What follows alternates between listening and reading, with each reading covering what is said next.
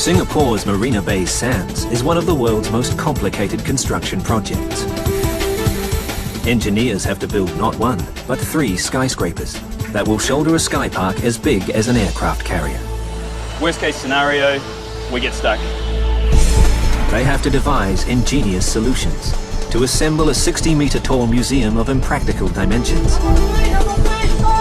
install giant artworks, and erect seemingly floating pavilions for shopping and entertainment. If engineers succeed, they will create a virtual city unto itself.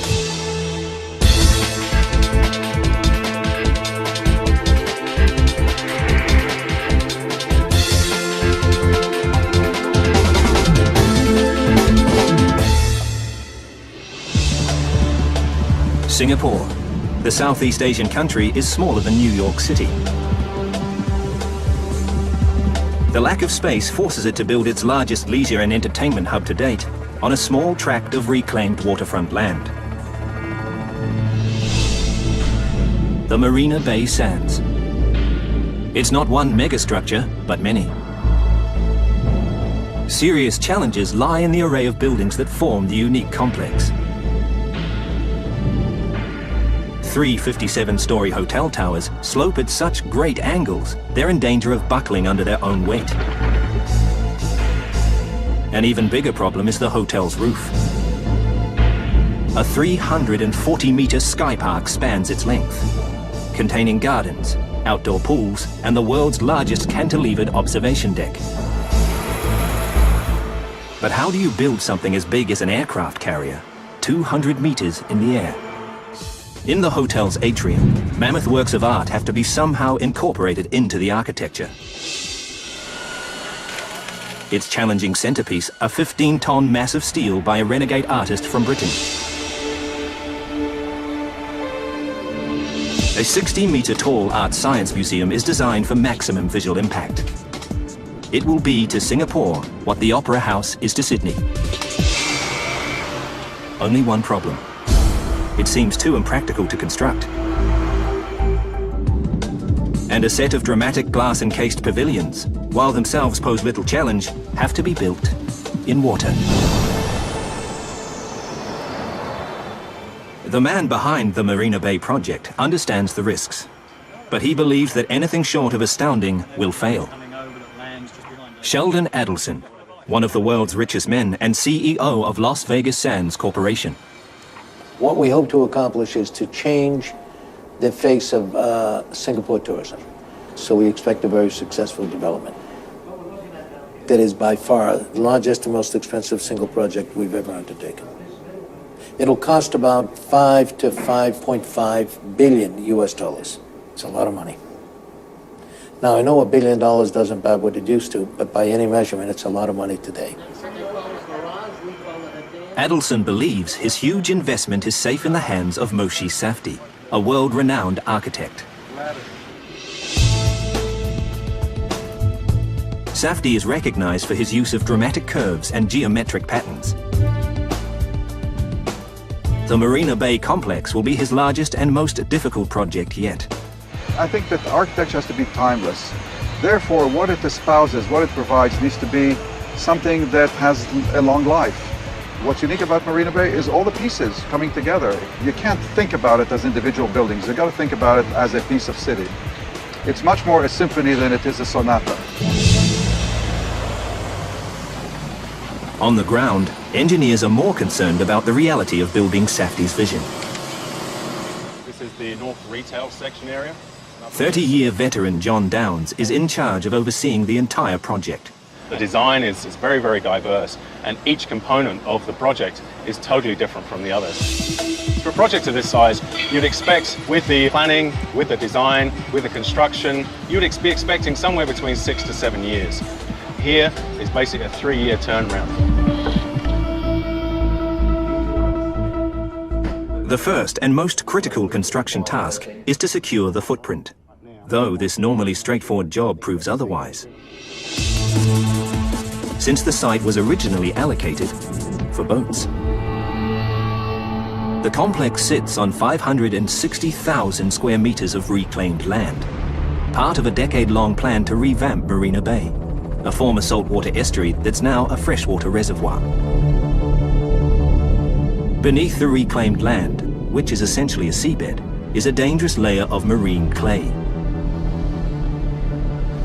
Sometimes called black toothpaste, marine clay has very poor structural properties. If not given complete respect, the unstable marine clay is potentially fatal.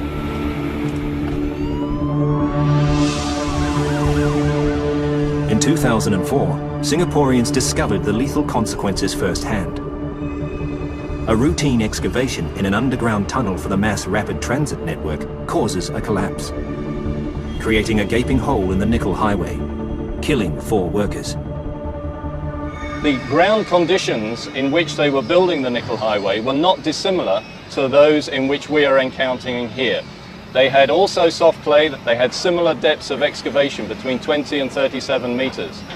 One of the big things that was learnt in the nickel highway collapse was the importance of monitoring movements and the control of quality as the construction proceeds. Marine clay is an old foe of engineer Mike Barton. He's defeated it in the past by understanding how it behaves. The big problem with marine clay is that it is so soft that when you dig out the inside, the walls will move and potentially collapse and allow all the surrounding water in the bay into the excavation. So, before work can begin, the unstable building site needs major fortification.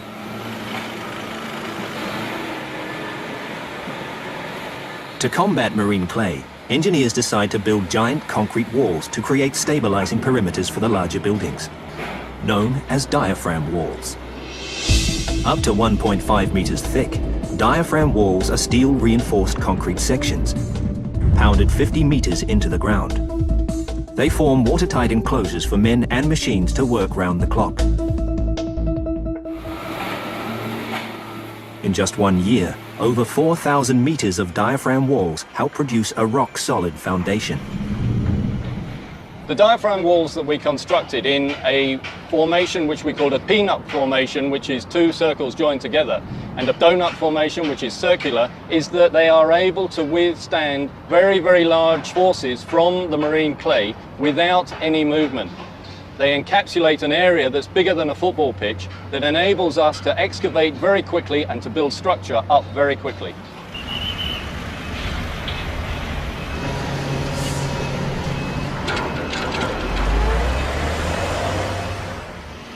Securing the footprint of the Marina Bay project has already taken a year out of John Downes' schedule. He now faces the difficult task of erecting the resort's many buildings in a space of just 2 years.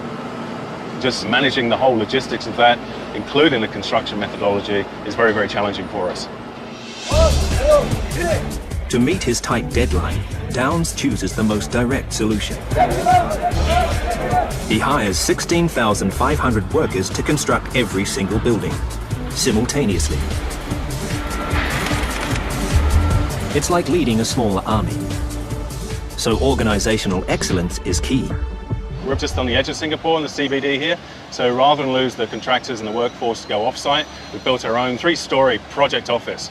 So we have all of our contractors, our subcontractors here, we house our resident site staff, we have our project management team, we have our construction management team, our design management team, and the logistics here. The tight schedule also creates problems at the hotel towers, where engineers are already struggling with a congested site. The important thing to do is to make sure that they come in and deliver the goods straight away and then get out again. We don't want too many vehicles on site at the same time.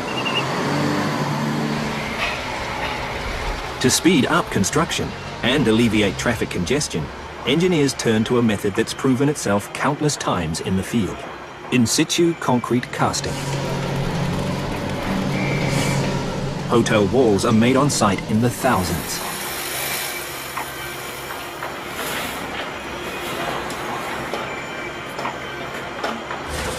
And workers laying the floors are so proficient, they produce 1 floor per 4-day cycle. It's an impressive display for a conventional solution. but the structure they're attempting is anything but conventional. The key challenge of building the hotel towers is its unusual design. Unlike other skyscrapers, part of the towers slope at incredible inclines. Like a set of collapsing dominoes, the towers could buckle under their own weight if a practical building solution is not found. It's a major concern for engineer Craig Glover. I've been in the industry for 25 years, done a wide range of projects in many different countries, but nothing compares to this whatsoever. There was nothing we could take reference from across the street, on the next high rise, or across town. This is a new frontier.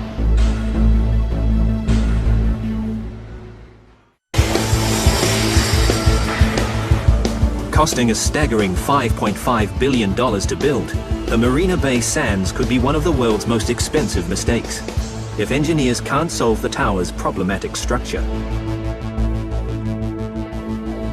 Engineer VC Cheong leads the design team, and their solution comes out of left field. If you look at the configuration, it's not a straight tower.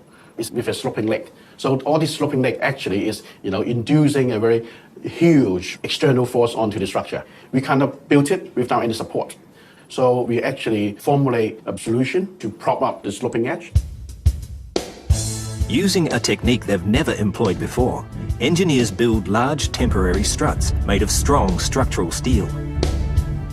They prop up the sloping towers as they rise. Like a suspension bridge, high tensile steel tendons, also known as tension cables, give an added layer of support inside the walls. In theory, both the struts and the tension cables are temporary and will be removed once giant link trusses connect the towers at the 23rd floor.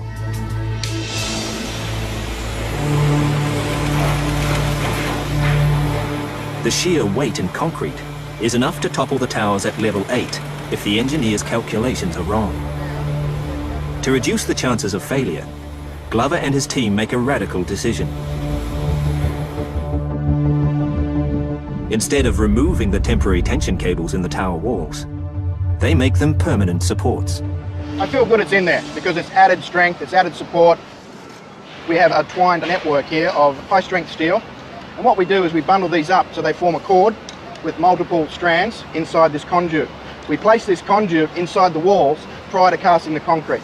So what we then do is once the concrete is cast, we anchor one end into the concrete. So we then put a very high-strength pneumatic jack onto the collar and one by one pull these strands through and tension them up.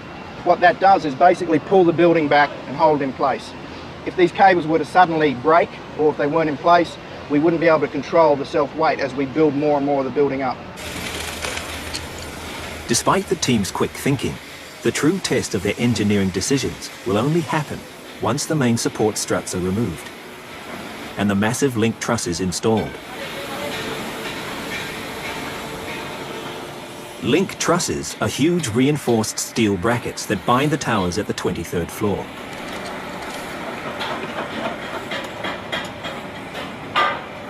Once their installation is complete, they transfer the sloping tower's weight completely away from its temporary struts.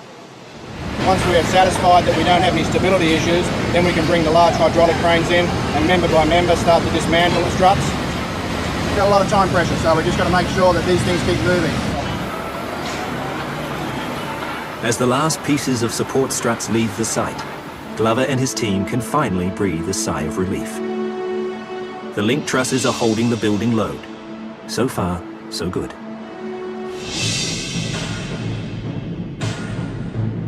Not all the structures have ended up according to plan. The 60-meter-high Art Science Museum is facing a major design overhaul. Planned as a venue for blockbuster exhibitions on the arts and sciences, its bowl-shaped roof doubles as a 3,000-seat amphitheater. Unfortunately for engineers eager to start its construction, architect Moshe Safdie isn't happy with its current shape. Somebody looked at them and said, looks like a bunch of bananas. In fact, Mr. Adelson said, looks like a bunch of bananas. I said, well, if they look like a bunch of bananas, we're not there yet. It's terrible news for Safdie's design team, especially its principal, Gene Dyer. There are times that Moshe will come in with an idea. We think it's quite exciting. We'll pursue the idea for weeks or even months. He'll come back and say, I want to change the idea. And we've already bought into the idea, so it's a bit frustrating. To rework the unique geometry and dimensions of the Art Science Museum, Dyer and his team turned to advanced 3D modeling programs. It not only makes navigating the museum's complex geometric patterns easier, it shortens the process to a matter of days. The model is dynamic and it can be moved by just changing one or two elements. Moshe could experiment. He could make rapid judgments in a very short period of time about which way he wanted to take the project. This is a process that was impossible to do 10 years ago. Without the computer, this would take years and years and years. After months of refining the design, Safdie is finally happy with the result. The mathematical precision that we gave them made them even more beautiful. It led some people to say, well, hand of welcome. Others said it's out of lotus. And the more ambiguous the associations, the closer I thought we were getting to our target. Because I think the least exciting buildings are those which have overt symbolic associations. Armed with the new design, engineers begin work on the museum's 60-meter-high superstructure. A staggering 5,600 steel elements, weighing some 5,200 tons, are prefabricated to exact specifications. They are then trucked onto site and assembled. It's like putting together a giant jigsaw puzzle. Each element has to be installed with pinpoint accuracy. If it's even a few millimeters off, engineers will have to start from scratch. Engineers of the massive atrium at the base of the towers are facing an equally tough construction process. Safdie has come up with a challenging design. He wants to inject art into the atrium's architecture, so that visitors will feel like they're walking through a grand Gothic cathedral. In medieval times, if you think of a Gothic cathedral, there's the architecture, there's the stained glass windows, there's the sculptures on the pinnacles. You cannot draw a line and say art and architecture. Art and architecture are one, they're singular experiences. And I think what we try to do is come back to this integrative mode. To create the centerpiece of his vision for the atrium, Safdie commissions renowned British sculptor Antony Gormley. Famous for his unusual approach to art, Gormley is the brains behind the Angel of the North sculpture in northern England. What he's about to attempt is proving to be more of a construction challenge than an artistic one. A cloud-like sculpture some 40 meters long, made up of 15 tons of high-grade stainless steel, hung 12 stories above the atrium. The Angel of the North is, in a way, making a very traditional public sculpture because it's isolated in space at the edge of a valley. You can see it for miles and miles. It's very much about occupying space. This is about activating space. But just as they're about to begin construction, a bombshell drops. September 2008, a global financial crisis wreaks havoc on markets. The flow of the hundreds of millions of dollars that keep the Marina Bay project going every month suddenly stops. For engineer Matthew Pryor, it's a massive blow. I feel devastated. I mean, it couldn't be worse. Probably the worst day of my life professionally. There's no more money coming through. So unless we put some funding in place or there's something, we're going to have to shut the jobs down. There's a tough decision to be made, and we don't know what we're going to do just at this point in time. With the future of the multi-billion-dollar project plunged into doubt, all eyes turn to the man behind it, Sheldon Adelson. The next move of one of the world's richest men will determine the fate of the mega construction site.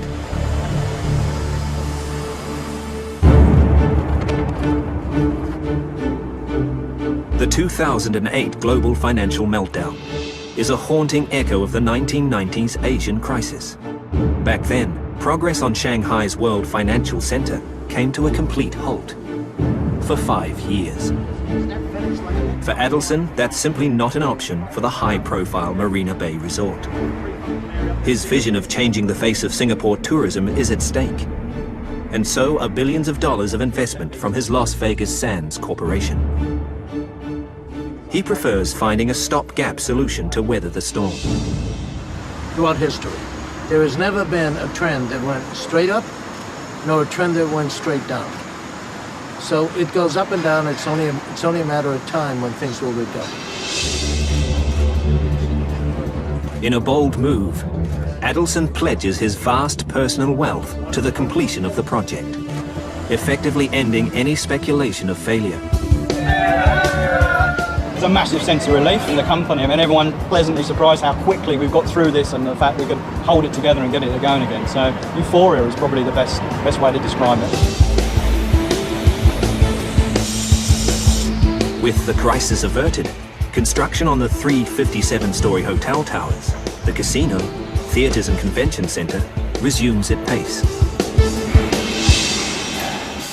Everywhere you turn, steel is being installed. It's vital reinforcement for every concrete structure on the 15.5-hectare site. For one project at the tower's atrium, steel is more than just reinforcement. To construct the 15-ton drift sculpture by British artist Anthony Gormley, engineers had to first laboriously prefabricate it into over 70 segments. The segments are then welded into 8 slices and will ultimately form the sculpture. It's a tricky operation, but engineers are able to complete it swiftly due to a system of codes and numbers that enable them to quickly identify what goes where. Once all 8 slices of drift are fully assembled, it's lifted up into position by a temporary lifting frame. A massive box truss on the atrium ceiling then takes over the load. In theory, the box truss will support the weight of the lifting frame as it's being lowered down. It will be a hard-stopping moment, especially for engineer Graham Stevenson. The lifting frame is about 9.5 tons, so when it picks up and gets some momentum, there's a potential that it just wants to flick over and rotate through its full 90 degrees and we won't have it under control. Stevenson's solution: 4 powerful automated hoisting drums located at the 4 corners of the frame. They allow workers to control the strength and speed of the operation with high tensile steel cables.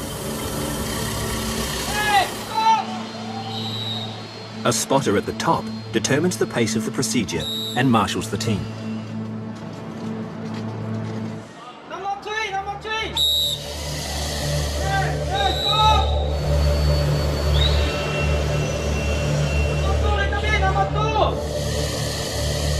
The entire operation is estimated to take up to 10 hours to complete.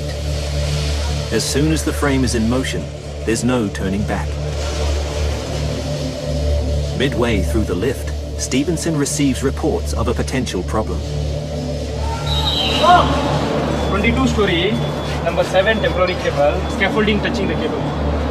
Why do you cut that up? The temporary cable touching to the transverse. Yeah, but is it just the end of a tube? Yeah. So you can just cut the tube? Yeah.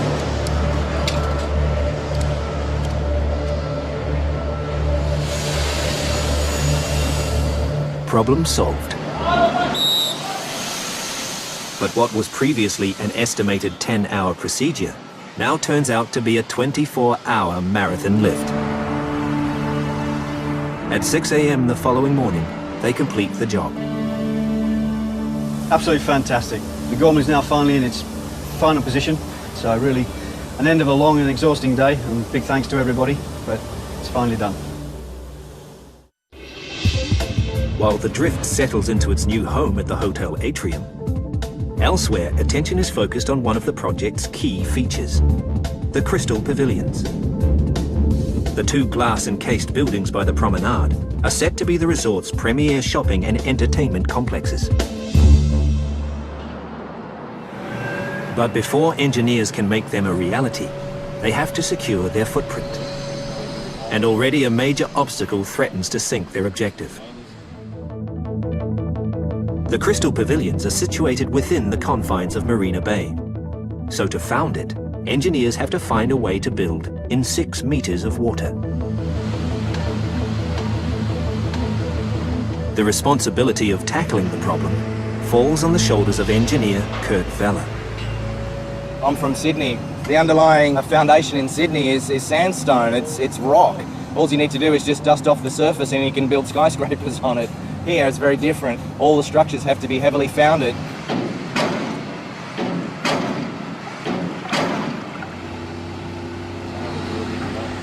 To keep water out of the construction site, only one solution seems viable for Vella and his team. A waterproof steel structure called a cofferdam. This temporary formation surrounds the worksite with a circle of steel sheet piles, creating an impenetrable shield that locks out the water, keeping the workers safe within. For the job, they rope in a 12-ton vibro hammer. It punches the sheet piles deep into the earth, making the cofferdam rock solid and resistant to movement.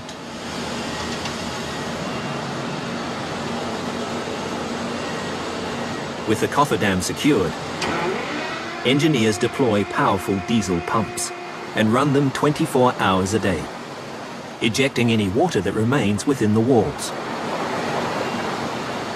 This last step comes with inherent dangers. The force of the water outside creates what engineers call hydrostatic pressure. In theory, it's powerful enough to force water through any gaps in the cofferdam. It's something that Vella prays will not happen. There's a bit of hesitancy and concern because we've got to build this building in the middle of Marina Bay. Everybody can see what we're doing, so if it leaks, it's a problem. If it fails, if it moves, if it collapses, it'll be an absolute catastrophe. After a day of pumping, Vella's worst fear comes true. Parts of the cofferdam are leaking.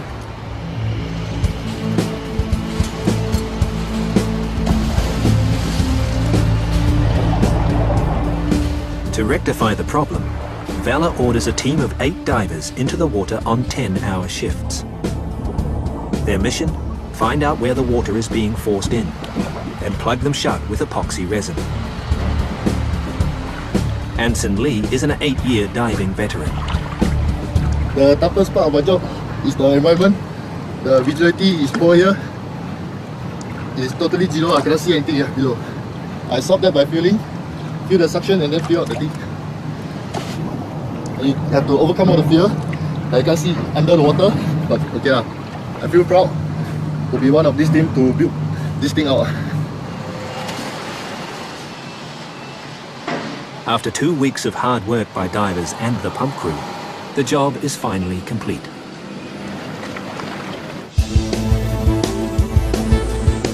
After 2 years of battling the elements and overcoming difficult construction milestones, the 3 sloping towers of Marina Bay Sands can finally celebrate their topping off ceremony and move on to the next phase. But a destructive force of nature threatens to throw a spanner in the works. With climate change predicted to affect the pattern of Southeast Asia's typhoons, Singapore may one day experience the destructive tropical storms plaguing its northern neighbors in the Philippines and Taiwan. When that happens, typhoon-force winds could spell disaster for the hotel towers, especially the 340-meter sky park sitting on top of it. The force of the wind can make both buildings sway dangerously, causing irreparable damage to the structures. The Sky Park, offering 360-degree views of Singapore. The visionary design will have enough surface area to park 4.5 Airbus A380s. But when architect Moshe Safdie first mooted it, it stemmed from a purely functional need. Luxury hotels, as we think of them, always have lots of open space around them, gardens, at least in the kind of tradition. But we didn't have much space left. And at that point, I figured, well, if we cut out of an extrusion of foam the kind of slab that goes over those 3 towers, and we placed it there, and we said, what do we have here? My God, that's some park. And so that's where the idea was born. That's what makes us a resort. This is not a critical direction. Safdie's revolutionary idea scores points for ingenuity, but it clearly isn't what nature intended. typhoon force winds threaten to rock the towers and its sky park, causing unimaginable damage. If engineers are to make the building a reality, they'll need a rock-solid solution. Still got to do all the static. Engineer Tony McKee has little time to make things happen. At the moment, we're running a couple of weeks behind what we'd originally planned. We're not entirely happy about it, but at the end of the day, we've got to do this safe and we've got to do it properly. To fight the enemy, McKee knows he has to first understand the enemy. He hires leading US wind engineers CPP to carry out extensive testing on the towers and Sky Park. Their mission? Find out how Singapore's potential wind forces affect the buildings. Wind engineer Roy Danoon oversees the process at their state-of-the-art wind tunnel in Fort Collins, Colorado. The thing that makes this really special is the fact that we have the Sky Park running across the top, linking all the towers together. So whereas normally with a normal tower, we'd measure the loads on the tower in isolation, with this one, what we're needing to do is to measure the loads on all three of the towers at exactly the same time. So that way we can know how the towers are going to move relative to each other, so we can make sure that they're not going to put excessive strains or movements into the Sky Park. During the tests, a scale model of the Marina Bay towers is blasted with 40 km/h winds to simulate faster typhoon winds in reality. Over 1,000 pressure measuring instruments inside the model register how the winds affect the buildings. At the end of the tests, engineers confirm that the three towers can deform by some 200 millimeters during the fiercest storm. Engineers quickly figure out a solution: movement joints. Inspired by bridge engineering philosophy, movement joints are essentially gaps located between the concrete towers. The huge gaps allow for movements of up to 250 millimeters. Aluminium and stainless steel plates act as sliding components. They can move back and forward over each other, a little bit like you'd see in a flexible bus, where you have that articulation happening in the middle. It's a similar concept to that. To accommodate the differing movements of the three towers, engineers install multi-directional steel bearings below the Sky Park.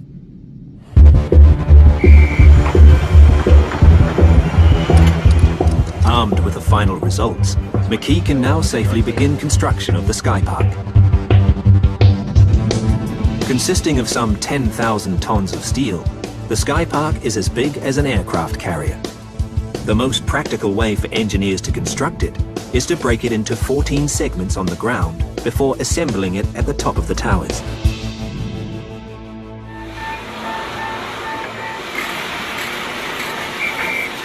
There's no room for miscalculation at 200 meters in the air. Each segment is carefully prefabricated and tested by steel specialists Yongnam,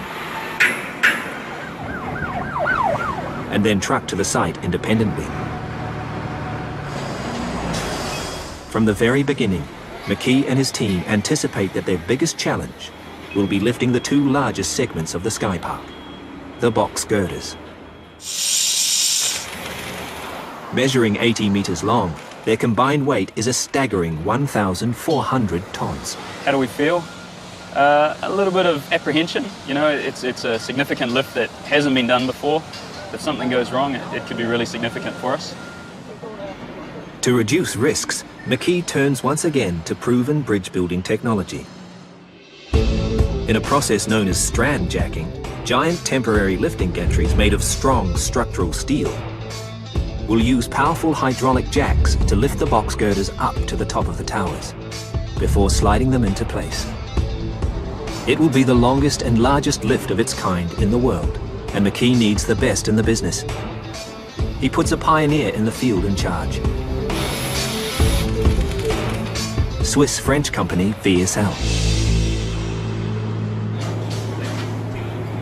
Engineer Eddie King and his team have successfully raised bridges, stadium roofs, and even Ferris wheels.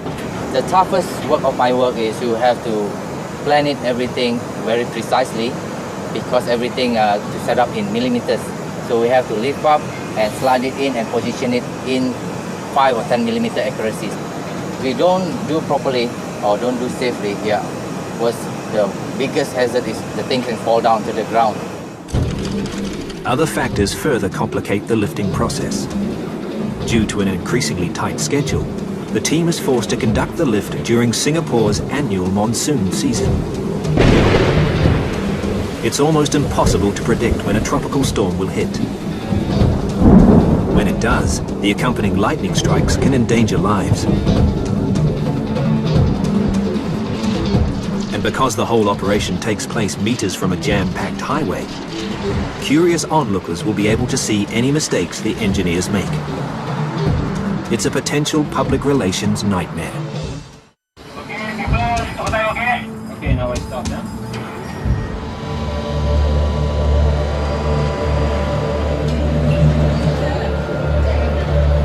During an estimated 16-hour lift, the box girders will move at a cautious 14 meters per hour.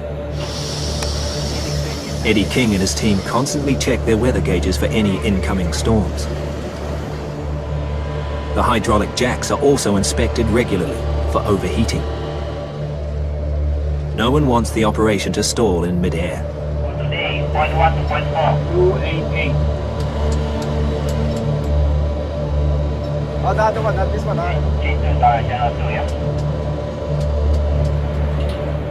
Despite the team's best efforts, Mother Nature catches them by surprise. Okay guys, rain is coming. It's better we stop here. An approaching downpour threatens to grow into a lightning storm.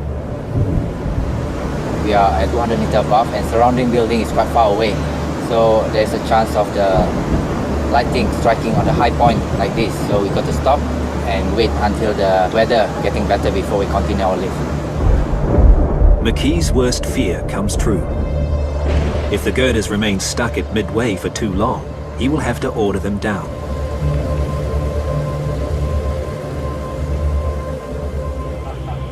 Okay. After a tense 3 hours, the lightning threat passes, and the operation cranks back to life. By the time the box girders slide into position, it's past midnight. Everything went quite smooth today, so we hope tomorrow we can do the same. With the lessons learned from the box girder lift, the rest of the segments go up smoothly.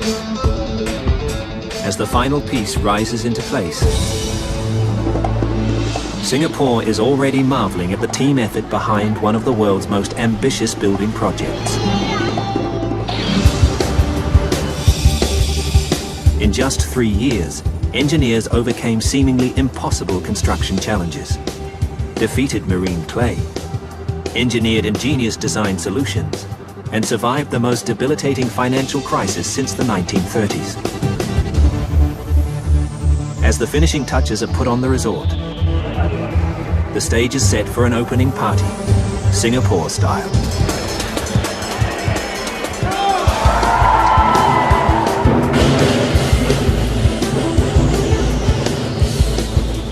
Those involved reflect on the project that has already far surpassed their expectation. It's a bit kind of overwhelming, you know. I'm in the process of disconnecting the umbilical cord. It's not easy for an architect. This type of project probably only comes around every 25 years or so. So it's been a lot of hard work, extremely challenging. I really can't imagine, I couldn't list the number of challenges we've overcome along the way to get to today. Everybody is saying this is kind of a miracle, you know, never seen anything like it. And it's rewarding, it's nice. The Marina Bay Sands, Singapore. Proof that with visionary design and engineering know-how, megastructures can still defy the odds and fulfill the wildest dreams.